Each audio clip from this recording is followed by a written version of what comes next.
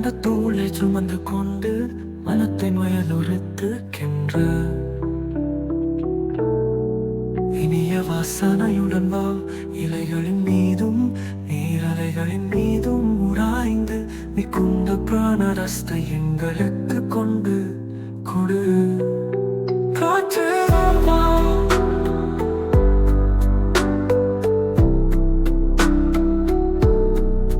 எமது உயிர் நெருப்பை நீடித்து நின்று நல்லொளி தருமாறு நன்றாக வீசு. சக்தி குறைந்து போய் அதனை அவித்து விடாது.